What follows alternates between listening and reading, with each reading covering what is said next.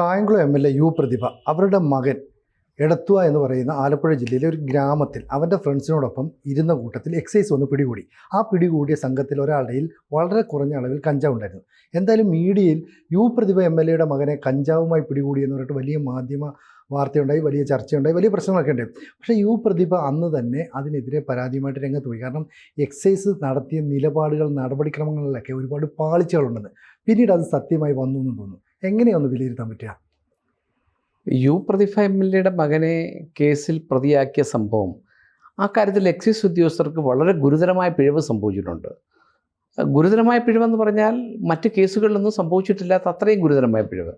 സാധാരണ ഇത്തരത്തിലുള്ള കേസുകൾ പ്രതിയാകുമ്പോൾ ഇപ്പം ഒരു രക്തപരിശോധന നടത്താറുണ്ട്. അല്ലെങ്കിൽ ഇപ്പം ഈ കേസിനകത്തിൽ പ്രതിഭ എം.എൽ.എയുടെ മകനായതുകൊണ്ട് രക്തപരിശോധന താമസിച്ചു, പൊളിറ്റിക്കൽ പ്രഷർ കൊണ്ട് താമസിച്ചു എന്നൊരു സമ്മർദ്ദം എക്സൈസ് ഉദ്യോഗസ്ഥർ ന്യായീകരിച്ചാലും യഥാർത്ഥത്തിൽ മുടി പരിശോധിക്കാം, വിയർപ്പ് പരിശോധിക്കാം, മൂത്രം പരിശോധിക്കാം. ഇത്തരത്തിൽ പരിശോധനയിൽ കൂടി ഈ ലഹരി ഉപയോഗം കൃത്യമായി കണ്ടെത്താൻ പറ്റും. ലഹരി ഉപയോഗിച്ചിട്ടുള്ള ആളാണോ എന്ന് കണ്ടെത്താൻ പറ്റും. പക്ഷേ ഈ കാര്യത്തിനകത്ത് അതൊന്നും ഉണ്ടായില്ല.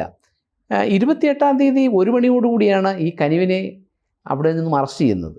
അറസ്റ്റ് ചെയ്തതിന് ശേഷം 12 മണിക്കൂർ കഴിഞ്ഞിട്ടാണ് ഈ ക്രൈം രജിസ്റ്റർ ചെയ്യുന്നതും ഇതിൻ്റെ തുടർ നടപടികൾ എക്സൈസ് ഉദ്യോഗസ്ഥർ സ്വീകരിക്കുന്നതും. അപ്പം അറസ്റ്റിൽ മാത്രമല്ല, വൈദ്യപരിശോധനയിൽ മാത്രമല്ല, പിന്നെ ഇത്തരത്തിലുള്ള NDPS കേസിനകത്തിൽ ഒരു എക്സൈസ് ഇൻസ്പെക്ടർ കേസെടുത്തു കഴിഞ്ഞാൽ സ്വാഭാവികമായിട്ടും അതിൻ്റെ അസിസ്റ്റൻറ്റ് കമ്മീഷണർ, ആ ജൂറിസ്ഡിക്ഷനിൽപ്പെട്ട അസിസ്റ്റൻറ്റ് കമ്മീഷണർ ഈ കേസിൻ്റെ ഇമ്മീഡിയറ്റ് ആയിട്ട് തന്നെ ഈ കേസിൻ്റെ റെക്കോർഡുകൾ അദ്ദേഹത്തിന് കൊടുക്കുകയും അദ്ദേഹം അതിനകത്ത് ഇടപെട്ടുകൊണ്ട് ഇതിനകത്ത് വേണ്ട എവിടെയെങ്കിലും പാകപ്പിഴകളുണ്ടോ എന്ന് കണ്ടെത്തി വേണ്ട നിർദ്ദേശങ്ങൾ കൊടുക്കാറുണ്ട്. പക്ഷേ ഈ കേസിനകത്തിൽ ഈ എക്സൈസ് ഇൻസ്പെക്ടർ എടുത്ത കേസിനകത്തിൽ അസിസ്റ്റൻറ്റ് കമ്മീഷണറും അത്തരത്തിലുള്ളൊരു നിലപാട് സ്വീകരിച്ചിട്ടില്ല. പിന്നീട് ഇതിനകത്തുള്ളൊരു വലിയ പ്രശ്നമെന്ന് പറഞ്ഞു കഴിഞ്ഞാൽ ഇത് എക്സൈസ് ഉദ്യോഗസ്ഥർ തന്നെയാണ് ഇത് മാധ്യമങ്ങളെ അറിയിച്ചത്.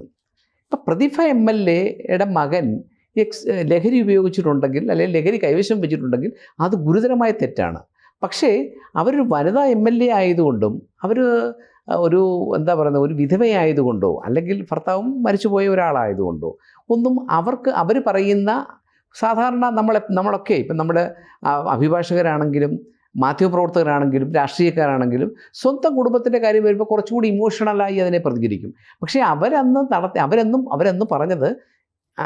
പറഞ്ഞ കാര്യങ്ങൾ യഥാർത്ഥത്തിൽ കേരളത്തിലെ പൊതുസമൂഹം അതിനെക്കാട്ടി കൂടുതൽ പ്രാധാന്യം കൊടുത്തത് എം.എൽ.എയുടെ മകനെ അറസ്റ്റ് ചെയ്തതിനെ സംബന്ധിച്ചാണ്. അവരന്ന് പറഞ്ഞിടത്താണ് ഇപ്പം കാര്യങ്ങൾ എത്തി നിൽക്കുന്നത്. ഇപ്പോഴത്തെ കേരളത്തിലെ മാധ്യമങ്ങൾ ചർച്ച ചെയ്യുന്നത് എന്താണ്? ഇപ്പോൾ കേരളത്തിലെ മാധ്യമങ്ങൾ ചർച്ച ചെയ്യുന്നത് പ്രതിഭ എം.എൽ.എയുടെ മകനെ കേസിൽ കുടുക്കിയ എക്സൈസ് ഉദ്യോഗസ്ഥർക്കെതിരെ പ്രതികാര നടപടി എന്നോണം അന്വേഷണം നടക്കുന്നുവെന്നാണ്. യഥാർത്ഥത്തിൽ ആ വസ്തുതകൾക്ക് വിരുദ്ധമാണ്.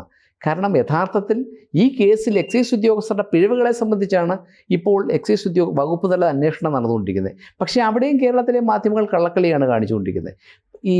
എനിക്ക് തോന്നുന്നു കേരളത്തിലെ മാധ്യമങ്ങൾ, ഞാൻ മാധ്യമങ്ങളെ മൊത്തത്തിൽ കുറ്റപ്പെടുത്തുമല്ല, കേരളത്തിലെ മാധ്യമങ്ങൾ പലപ്പോഴും ഈ വാർത്ത എം.എൽ.എയുടെ മകൻ പ്രതിയായി വരുന്നു, അല്ലെങ്കിൽ ഒരു ഉന്നത രാഷ്ട്രീയ നേതാവിൻ്റെ മകൻ പ്രതിയായി വരുന്നു, അല്ലെങ്കിൽ ഉന്നത രാഷ്ട്രീയ നേതാവ് ഉൾപ്പെട്ടു വരുന്നു, അല്ലെങ്കിൽ ഒരു സെലിബ്രിറ്റി, ഒരു വലിയ സിനിമാ താരം ഉൾപ്പെട്ടു വരുന്നു എന്നുള്ളതിൻ്റെ പുറത്ത് പിന്നീട് ആ മാധ്യമ വേട്ടയ്ക്ക് വിധേയമാവുന്നുണ്ട് പലപ്പോഴും. പ്രത്യേകിച്ച് കേരളത്തിലെ മാധ്യമങ്ങൾ ഇക്കാര്യത്തിൽ ഒരു തരത്തിലുള്ള, നമ്മളിപ്പോൾ കേരളത്തിലെ മാധ്യമങ്ങളെപ്പറ്റി മാധ്യമധർമ്മത്തെപ്പറ്റിയൊക്കെ ഒരുപാട് പറയുമെങ്കിൽ പോലും കേരളത്തിലെ ഒരു മാധ്യമങ്ങളും അക്കാര്യത്തിൽ യാതൊരു മാധ്യമ മര്യാദകളും കാണിച്ചിട്ടില്ല. എൻ്റെ പ്രധാന ഒരു കാര്യം ഞാൻ സൂചിക്കട്ടെ. ഇപ്പം യു പ്രതിഭ കായംകുളം എന്ന് പറയുന്ന നിയമസഭാ മണ്ഡലത്തിൽ നിന്നാണ് ജയിക്കുന്നത്.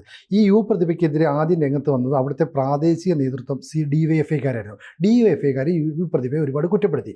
പിന്നീട് G. സുധാകരൻ്റെ ഭാഗത്തുനിന്ന് നെഗറ്റീവായിട്ടുണ്ടായി. എന്ന് പറഞ്ഞാൽ CPM-ലെ ഒരു വിങ് യു പ്രതിഭയ്ക്കെതിരായിരുന്നു. ഒരു പക്ഷേ അവർ പാർട്ടി വിട്ടുപോകുന്ന അവസ്ഥ വരെ എത്തും എന്നൊക്കെ നമ്മൾ ചിന്തിച്ചു. എന്തായാലും അവർ ആലപ്പുഴ ജില്ലാ കമ്മിറ്റിയിലേക്ക് തിരഞ്ഞെടുക്കപ്പെട്ടു. അപ്പോൾ യു പ്രതിഭയ്ക്കെതിരെ ചരട് വലിച്ചത് മുഴുവൻ CPM-കാർ തന്നെയാണ്.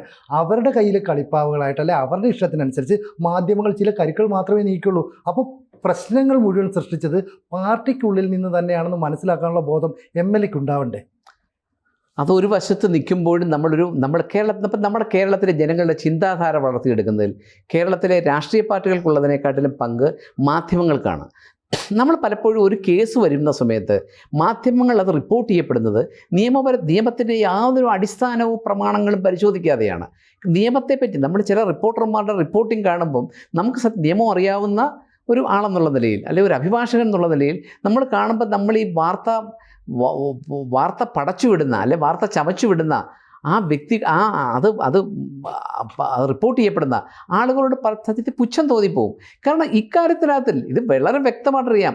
കാരണം ഞാൻ ഒരു കൂട്ടുപ്രതിയുടെ മൊഴിയുടെ അടിസ്ഥാനത്തിൽ ഇത്തരത്തിലുള്ളൊരു കേസിൽ ഒരു കൂട്ടുപ്രതി പറഞ്ഞു എന്നുള്ളതിൻ്റെ പുറത്ത് ഒരു വ്യക്തിയെ പ്രതിയാക്കാൻ പാടില്ല എന്നുള്ള Toofan Singh versus state of Tamil Nadu എന്നുള്ള തടക്കമുള്ള ഒരു വിധിയല്ല ഞാൻ പറഞ്ഞത്. വിധി പറയാനാണെങ്കിൽ ഒരുപാട് വിധികളുണ്ട്. അത്തരത്തിലുള്ള നിരവധി വിധികളുള്ള രാജ്യത്താണ് ഒരു 9 പേരടങ്ങുന്ന, അതും 18 19 വയസ്സ് മാത്രം പൂർത്തിയായിട്ടുള്ള ചെറുപ്പക്കാരായിട്ടുള്ളൊരു സംഘം. നമ്മുടെ കേരളത്തിലെ ആ റിപ്പോർട്ട് ചെയ്ത മാധ്യമ പ്രവർത്തകർ ഒന്ന് ചിന്തിക്കണം, എത്ര ഗ്രാം കഞ്ചാവ് ഉണ്ടായിരുന്നു? എന്തായാലും ഇത്രയും പേർക്ക് അത് കഞ്ചാവ് വലിക്കാനാണെങ്കിൽ ഈ ഗ്രാം ഒന്നും പോരാ. ഒരാൾക്ക് വലിക്കാനുള്ള കഞ്ചാവ് പോലും ഇല്ലാത്ത ക്വാണ്ടിറ്റി മാത്രമേ അവിടുന്ന് പിടിക്കപ്പെട്ടിട്ടുള്ളൂ. ഇത് ചിലപ്പോൾ ഒരു പക്ഷേ ഈ പയ്യൻ്റെ കയ്യിൽ നിന്നാവാം, MLAയുടെ മകൻ്റെ നിന്നാവാം, അല്ലെങ്കിൽ മറ്റൊരു ഈ 9 പേരടങ്ങുന്ന സംഘത്തിൽപ്പെട്ട മറ്റൊരാളുടെ ഗ്രാമപ്രദേശമാണ്. ഇടത്തോ പോലുള്ള തകഴി പോലുള്ള പ്രദേശം എന്ന് പറയുന്ന ഒരു ഗ്രാമപ്രദേശമാണ്. അപ്പോൾ അതിനകത്തിൽ പലപ്പോഴും ഇതിനകത്തൊരു കോൺസ്പിറസിയെ പറ്റി പോലും സംശയിക്കേണ്ടിയിരിക്കുന്നു. കാരണം ഒരു വശത്ത് മാധ്യമങ്ങൾ പ്രതിഭയെ വേട്ടയാടുന്നു, ഒരു വശത്ത് പാർട്ടിയിൽ നിന്ന് തന്നെ പ്രതിഭയ്ക്ക് ശക്തമായ വേട്ടയാടൽ നേരിടേണ്ടി വരുന്നു. എനിക്ക് തോന്നുന്നു അവരതിനെ പ്രതികരിച്ചതിനെ, ഒരു അമ്മ എന്നുള്ള നിലയിൽ അവർ പ്രതികരിച്ചതിനെ ഒരിക്കലും നമ്മളതിനെ പരിഹസിക്കാൻ പാടില്ല.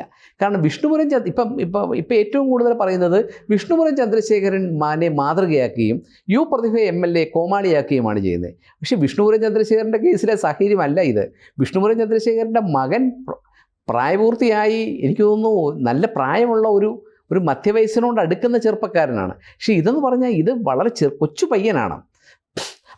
പിന്നെ തന്നെയല്ല, ഈ കാര്യത്തിനകത്തിൽ കേരളത്തിലെ മാധ്യമങ്ങൾ അതിനെ വളരെ വളരെ വക്രീകരിച്ചാണ് ഇത്തരത്തിൽ ഇക്കാര്യത്തിൽ റിപ്പോർട്ട് ചെയ്യപ്പെട്ടിട്ടുള്ളത്. അതിൻ്റെ കാരണം ഈ 9 പേരടങ്ങുന്ന ഒരു സംഘത്തെയാണ് പിടികൂടി. ഈ സംഘത്തെ പിടികൂടി എന്ന് പറഞ്ഞൊരു വാർത്ത പോകുന്നതും MLAയുടെ മകനെ ആ കൂട്ടത്തിൽ പിടികൂടി എന്ന് പറയുന്നതും തമ്മിൽ വാർത്തയുടെ ഗ്രാവിറ്റി നോക്കുമ്പോൾ MLAയുടെ മകൻ എന്ന് പറയുമ്പോഴാണ്.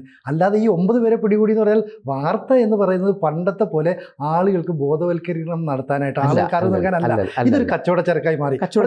ചാനലുകൾ, പത്രം നാളെ അച്ചടിച്ചിറങ്ങുള്ളൂ. ചാനൽ അങ്ങനെയല്ല. ഏറ്റവും പുതിയ വാർത്ത ഏറ്റവും പെട്ടെന്ന് ആളുകളിലേക്ക് എത്തിക്കണം. ഇത് ചാനൽ ബ്രേക്കിംഗ് ന്യൂസായിട്ട് മാറണം. കാലം കുറച്ചുകൂടെ പുരോഗമിച്ചുകൊണ്ട് ആ ബ്രേക്കിംഗ് ന്യൂസിനെ ഒരു കാർഡ് രൂപത്തിൽ ചിത്രീകരിക്കും. എന്നിട്ട് അത് വാട്സാപ്പ് വഴി അല്ലെങ്കിൽ സോഷ്യൽ മീഡിയ വഴി പ്രചരിപ്പിക്കും. അത് ഞങ്ങളാണ് ആദ്യം MLAയുടെ മകനെ പിടിച്ചത്. അതുണ്ടായി.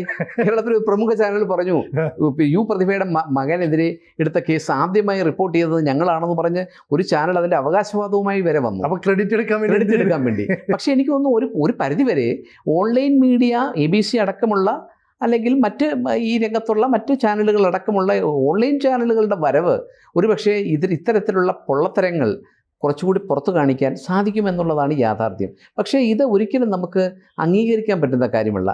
പ്രൊസീജിയർ ഇറഗുലാരിറ്റീസ് ആദ്യം മുതൽ തന്നെ കൂമ്പാരം പോലെ കാണുന്ന ഒരു കേസാണിത്. ഈ കേസിനകത്തിൽ പിന്നെ ഇതിനകത്തിൽ ഏറ്റവും പ്രധാനമായി വന്ന അന്നത്തെ ഒരു പ്രധാനപ്പെട്ട ആരോപണം എന്ന് പറയുമ്പോൾ അന്നത്തെ ഡെപ്യൂട്ടി കമ്മീഷണറെ സ്ഥലം മാറ്റിയതാണ്.